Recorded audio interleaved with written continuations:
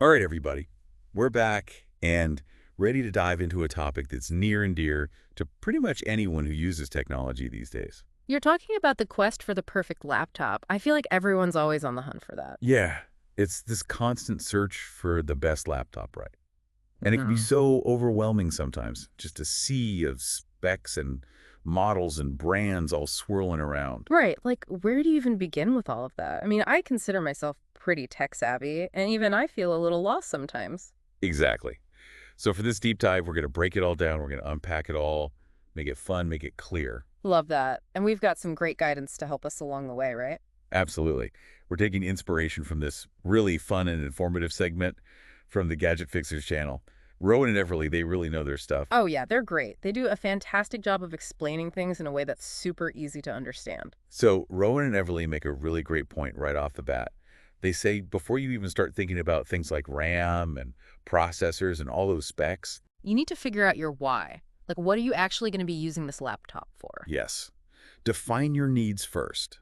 That's the compass for this whole laptop adventure. Hmm. Are you a spreadsheet warrior, a video editing guru, or just catching up on emails and browsing the web? It's like building a house, right? You wouldn't start picking out paint colors before you even know if you're building a tiny house or a mansion. Love that analogy.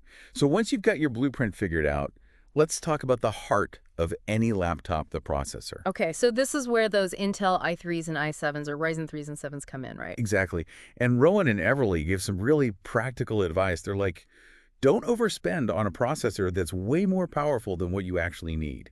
Makes sense. Like if all you're doing is browsing the web and working on documents, an i5 or Ryzen 5 will probably do the trick. Yeah. They even use this great car analogy. They say it's like a car engine.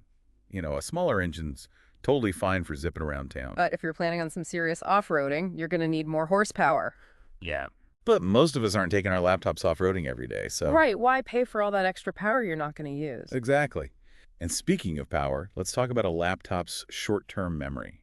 RAM. Okay, RAM, that's random access memory, right? Hmm. What exactly is it doing in there? So RAM is basically how your laptop juggles all the different things you have open at once, like multiple browser tabs, streaming music, editing a document, So it's like having enough counter space in your kitchen.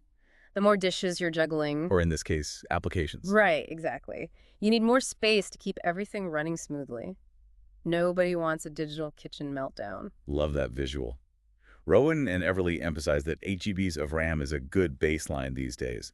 But if you're someone who edits videos or does other really demanding tasks, Then you might need more like 16 GB, even 32 GB to keep things running smoothly. and they give some great examples of when having enough RAM can really make a difference. Like if you're editing a huge video project and your laptop's just crawling along, that can be super frustrating. Totally. It's like trying to run a marathon in flip-flops. You can technically do it, but it's not going to be a pleasant experience. Okay, so we've covered the processor, we've covered RAM. Mm-hmm. Now let's talk about where all your precious data lives storage. All right, so this is where the SSD versus HDD battle comes in, right? Yes.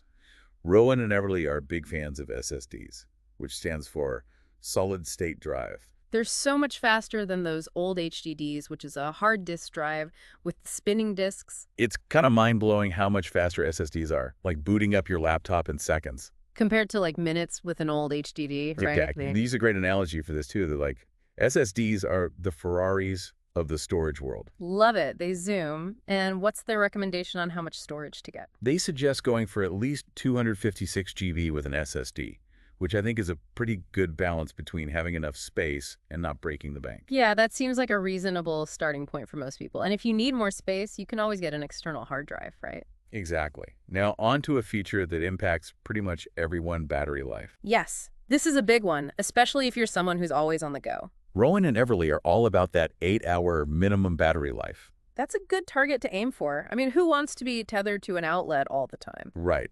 But I think it's important to remember that the battery life that manufacturers advertise isn't always realistic. Oh, tell me about it. My old laptop claimed to have a 10-hour battery life, but it barely made it to 5. Oh, ouch. So what's your advice? Definitely read reviews from other users to get a more accurate sense of how long that battery will actually last in the real world. Such good advice. So let's recap our laptop adventure.